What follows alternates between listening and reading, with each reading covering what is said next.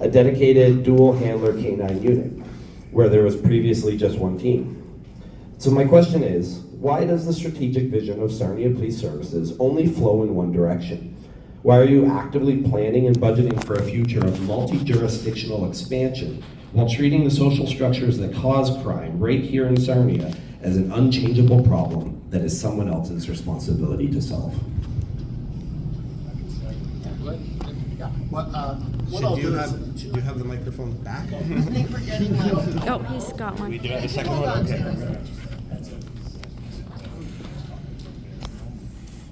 How's this? Testing. Hello? It worked for a second. Doesn't work. Test.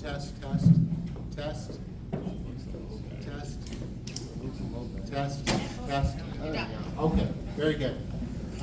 So thank you for the question, Nathan.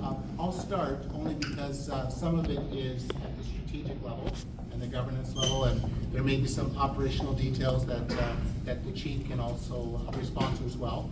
I appreciate the multi-layered aspect of your question, so if I miss a piece of it, please let me know. But what I'm detecting a little bit is there's this sense that maybe the Sarnia Police Service is trying to build an empire. And the question is, are we trying to expand and build this massive organization and really provide policing to all of Southwestern Ontario? I will say that we have had some conversations with other organizations and municipalities. So for example, today we sat down with Aamjiwnaang First Nation and we had a very, very productive conversation about the agreement for policing services in their community. And what's interesting that comes out of Aamjiwnaang is they have a choice. They don't have to purchase police services from the Sarnia Police Service. They can go to the Anishinaabe Police Service, they can go to OPP. They choose to come to Sarnia Police Service because they like the service that we provide, they like the relationships that we attempt to foster. We have a dedicated officer and vehicle in their community, and we're participating in reconciliation with our Indigenous peoples. So that's a very good thing. So then we take a look at that model. Okay, so that works very, very effectively. So let's take a look at some of the adjacent municipalities to Sarnia. Is it possible that we could achieve efficiencies in terms of working together with other people in Lambton County? So we've had some conversations, nothing overly formal, but we put it out there that maybe we can save the taxpayers money, maybe we can deliver more consistent and effective and efficient services. So presently, and perhaps the chief can speak to this, we are already providing fire dispatch to a number of municipalities in the county. And so that makes sense. So when we talk, and I was talking, I won't, to the fine folks in front of me here, I won't mention their names, but we were talking about how do we ensure that we are deploying our resources on the front line, because that's what we want to do. We don't want to build a massive structure that's heavy on administration, heavy on facility. We want to deploy the resources in the community. Well, the best way we can do that is try to be very, very efficient in the administration. So we believe, I believe, that there is economy of scale to be had, and I don't mean in terms of policing the whole province, because I think that's too big, but recognizing that Sarnia-Lambton is a region, and we can deliver services more effectively if we collaborate with other organizations and jurisdictions. So that would be my response to that. Thank you, Paul. Do you think that the chief, when he does respond, could add to what you said there? Because every time I've heard about making efficiencies with other departments like fire and ambulance, your initial reaction has always been, oh, we do very different jobs, this is impossible. But you're talking about efficiencies too, and it doesn't sound like you guys are on the same page with how to make efficiencies by wrapping even larger around all the different departments that the city has. So maybe you could help me understand the differences between what you two are saying. I don't think there's a difference. I think we are and have demonstrated the ability to and the opportunity to seek out to work efficiently. We provide Sarnia Fire Dispatch. They don't need to create a comm center if we've got one. Our communicators dispatch for Sarnia Fire. We've contracted out across Lambton County. All those fire services are dispatched through Sarnia Fire. If you call 911 in Corunna, you're gonna have a Sarnia communicator answer the phone. So, I'm not sure Okay, where your thank you. concern is founded, but I think how you're laying some of this out is inaccurate. So we are seeking those efficiencies at all times. I don't think we're in contradiction. I'm glad to hear that. Did you want to answer that first question, or do you want? That was a long one, you're gonna have to read it all over again, because it's a bit of a statement, It wasn't a statement, it was a question about why you seem to be very willing to speculate about a larger administration and police role in our community. You're willing to speculate that it's happening and you want it to happen, but you don't seem willing to speculate about why don't we take 10 million, give it to the paramedics, and let them actually go and deal with the mental health crisis or the actual first aid crisis that's happening multiple times. Like, why aren't you willing to speculate and even suggest something like that? But you're so willing to speculate about taking over the OPP and everything else. So help me understand why you're choosing to speculate in the direction of a larger police force when we all know that larger police forces don't make healthier communities. I don't agree with your presumptive statements, number one. And secondly, it's called economy of scale. There is an opportunity, if I'll give you, like, there are communities that are adjacent to us that there might be an opportunity for an economy of scale. And to your earlier point, that's exactly what we're exploring. Can we, as a county, where we're interrelated and interconnected, is there an opportunity to work collaboratively with our neighbors to mutual benefit and to be able to capitalize on economy of scale to be able to deliver more effective and efficient services? But how does that help the Sarnia taxpayer at all? Just because you Because can it's do it economy cheaper of for scale. Sarnia too now, but you're asking for 3-4 extra million every year to give the exact same services, and now you want to be more efficient so you can keep the same budget and help. There's a fundamental flaw in your statement. It's not the exact same services. We've just spent the past 40 minutes explaining how it is exactly different than what it is and how we've changed our service delivery model. The members around this room can attest to that if you'd like to dig a little deeper than the superficial on that one. Always. We have dramatically changed how we deliver services, both internally and externally. So there's been a tremendous amount of use. I do not agree that it's the same, and you can't do the comparison. Even in our community, it's not the same. I wasn't here 10 years ago, but from the folks that were, Sarnia 10 years ago is not Sarnia today. Things change, and we have to evolve to keep up with it and adapt, and that's what the Sarnia Police Service has delivered on. Okay, thank you. Does anyone else want to ask? Sorry, I just wanna, that works for you now, for me, eh? You gotta. Okay. Is this better? Okay. All right, thank you. I just wanted to talk, Nathan, I just wanted to mention two things about our conversations with the consultant and the architect with respect to the new facility. It's $1 million. I don't have it yet. So I asked him the question. I said, like, how large of a facility do we build? Because we don't know what the future's gonna be. And what I was told was that when you plan out a facility, you take a look at the potential growth over the next 20 years. Now, we certainly hope that the building's gonna last a lot more than 20 years, but you kind of project out. And, you know, in my field, in my workplace, I'm in education. And one of the complaints that we have in the education sector is that we spend years planning buildings, school buildings, and by the time we get them built, they're already too small. And so we want to build a facility that is going to be appropriate for a measured amount of growth over the next 20 years. Now, we know that Sarnia is not growing at a rapid pace, so it doesn't have to be that large, but it has to have some flexibility. And the second point is, Paul, can I get you to clarify something on point one? Because I just heard you say before that having officers like on the ground and front lines, like that was like a strategic priority for you. So what is the building for besides just administrating that and storage? That is so important that you can't, I just don't understand like how those two strategic priorities work together at all. Because you're asking for a lot of money for this building, but you're saying that the priority is just to have more people on the ground. And I think more people on the ground is great. Like, you have great officers, you have people that are out there caring and they're doing their job really well. So like, get more officers out there so that they can actually police this place. But you guys are asking for like $100 million so that you can administrate and store things when they're not out in the community. It's lot of money. So can you help me understand that? No, and as I said at the last meeting, because we had this conversation at the OLM stakeholder meeting too, I mean, I would prefer that we didn't have to So spend I this don't money ask on a my new question. facility. Yes. Unfortunately, we're at a place where the present facility does not allow us to expand. So, I think that, the second point that I was gonna make about the size of the facility, we wanna be on a property, we talked to the consultant about, can we build a facility, you know, that, like, we don't wanna build a facility that's 2 times as large as it needs to be, but on the other hand, can we build a facility that can be expanded as required? And I think that's the piece. So right now, our present property is just under 4 acres, and as the chief showed on the satellite imagery, there's no flexibility whatsoever.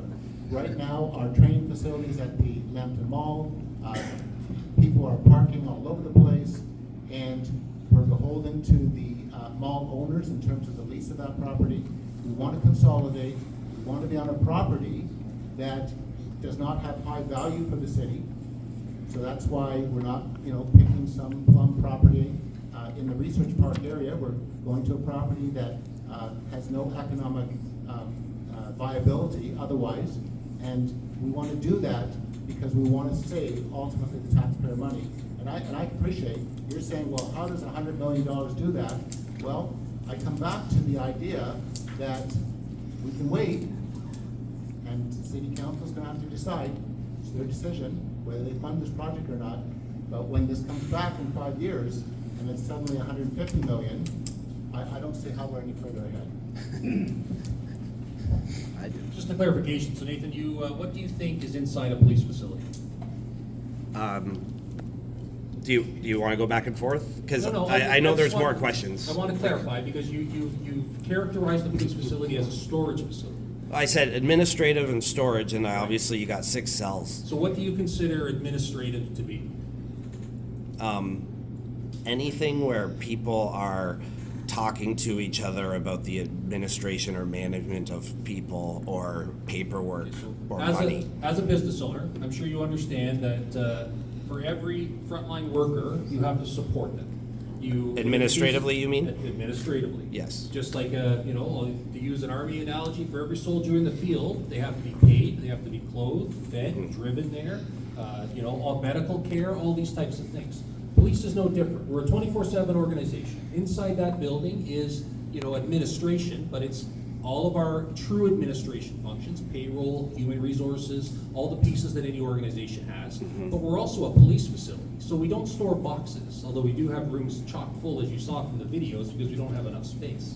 What you're seeing in there is, the 3rd floor is a CID bureau that works 18 hours a day, 7 days a week to respond to emergency calls. You're seeing a lunchroom where officers can take a break, a wellness room where they can decompress from critical calls. You're seeing a locker room, which you've seen on there, where we can store stuff, weapons storage, training facility, meeting rooms, front desk and business services that are provided to the public. We have interview rooms where we interview suspects. We do have a cell facility. We have a Sally port. We have all these different functions. We have an IDEN office that has to work with chemicals. We have to process exhibits. We have to receive and store and release and disclose property. We have technology requirements that far expand. It's not a storage bin. It is an actual organism, a living organism that does a ton of work in this community. Our IT infrastructure alone has quadrupled just because of the technology that is required in today's policing environment. We have to have those pieces. Dan's team is working constantly. Requirements for IT, for those of you that have a server room, it requires a proper server room. It requires proper airflow. They get hot. They've got a. We are also an emergency service, which means we can't afford to be down. We can't close on Friday and reopen on Monday. We have to maintain continuity of operations at all time, which means to be able to do that as an emergency service, we have to provide redundancy in our systems, which is expensive because we have to be able to make sure these things stay up. And remember, it's not just us. We want to make sure Sarnia Fire gets there too. So we have a lot of responsibilities. We are a critical emergency service. Our building is a reflection of the multitude of services that are provided and delivered within that building. And as such, it reflects that. It is not a storage bin. Thank you. The lady down here had a question. Yeah, there's one here too. Well, I understand that, but she asked first, so let's be fair. Okay. She asked before Nathan asked. So just put your hand up, who's next? Oh, Yeah. Brianna, yes. First off, thank you guys, each and every one of you. I've seen many of you multiple times in the last couple of years. Thank you for all you do. My question is, with this, and with it having more training, is there gonna be more officers around? As you know, I live in the south end, and you know, you hear half of my complaints, you hear half of what happens on 1B5. Is there gonna be more officers out and around? I know we have a tight police force. If we find drugs, we're waiting an hour to 2 hours for it to be picked up. We can have people smoking drugs and selling drugs as our kids are getting on the bus, and we can call it in. Sometimes, if you guys aren't busy, we'll have somebody right away, but other times, it's hours before they come. Oh, well, they're gone. Well, of course they're gone, because, you know, you're just buying the drugs and you're going on. So, well, with more space for training, more area for it, are we gonna have a bigger force? So the force has grown. Since 2022, it's gone from 117 to 132 officers. There's different ways to approach frontline presence.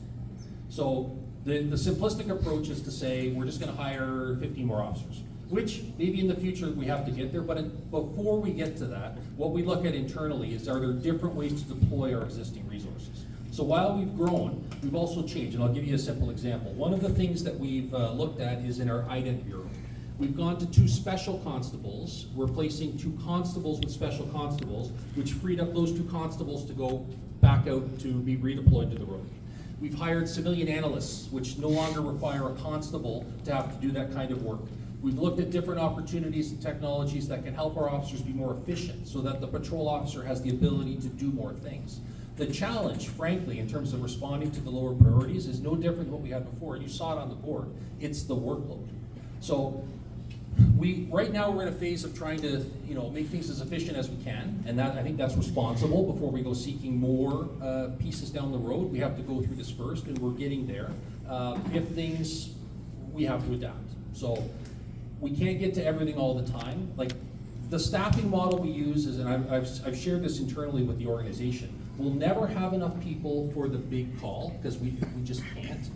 And sometimes we might have more than we need. We staff to the middle, so we can deal with the ebbs and flows of policing, because it's never flat. Like it's not Ford, where you know how many trucks are rolling down the assembly line and what time they're coming through. We deal with, like, an officer can start a shift and not even know what they're going to encounter 5 seconds later. So we have to deal with the unexpected. So we staff to the middle. If something big comes in that we need to adjust to, we will apply the resources. We'll call resources in if we need it, and then otherwise, we do the best we can with what we have. So unfortunately, and I respect that we don't always get to the lower ones as fast as we can, but I will give you one example. I believe it was your concern about Halloween last year, Yeah. and the response of the service, because you raised a good point. And our response to that, as you well know, was we did an entire, Inspector Murphy put together an operational plan, and we put some resources out so the kids could have a safe Halloween. So every chance we get to meet the community needs, we try, but we're trying to go down the middle. Yeah, like we're not asking for everything. We're just trying to be, based on what we're dealing with, what's reasonable, and that's where we're trying to target with the board support. Okay, one more thing with that. Ever since the station will be, well, you know where I live. Yep. Well, ever since the station will be on the opposite end of town, I know you have officers that are more so near major roads most of the time. Are there gonna be more officers sectioned to areas? So I mean, unless a call comes in where they're needed at, are they gonna have certain areas that they are sectioned to patrol and be around? So I come from a different police service that had a little more available time, frankly, and I'm from a area policing where we were assigned zones, and those were the zones, and when there was no calls, we went to our zone and we did proactive activity.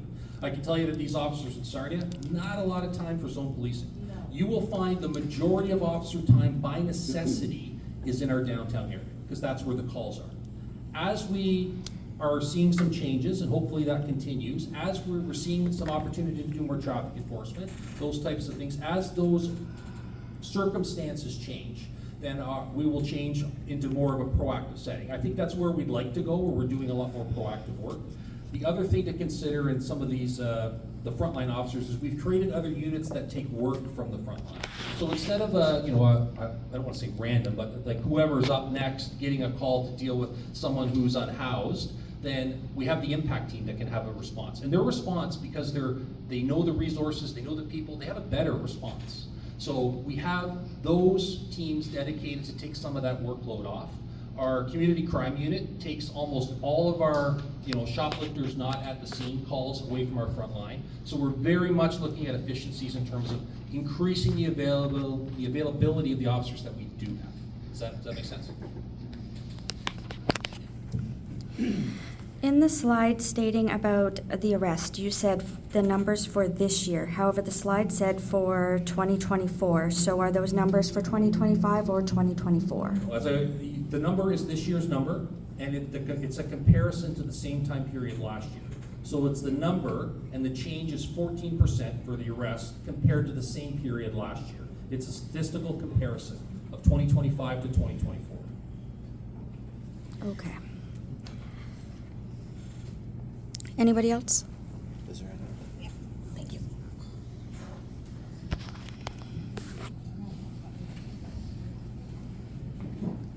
Hi, my name is Salvatore, and I have two questions.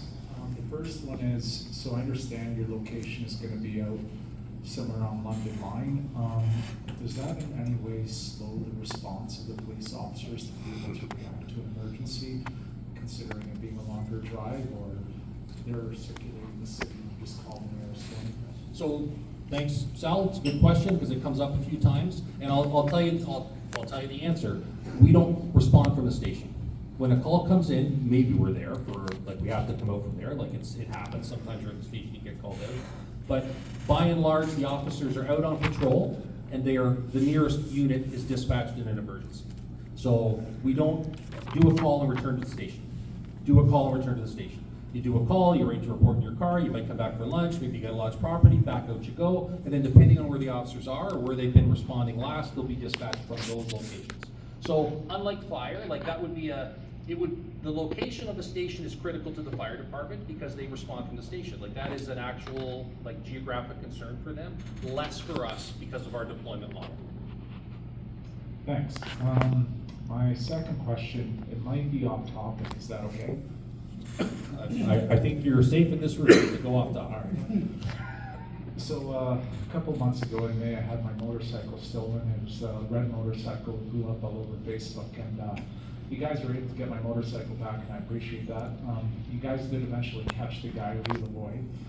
And I was informed about that about a month or two ago, and I was just talking to his ex-wife, and she's telling me he's already out on the streets. So my question to you is, what needs to change for you guys to be able to keep these people behind bars? Because it was a grand theft. My motorcycle was valued more than $5,000, and it sounds like within a month or two he was already out on the streets walking.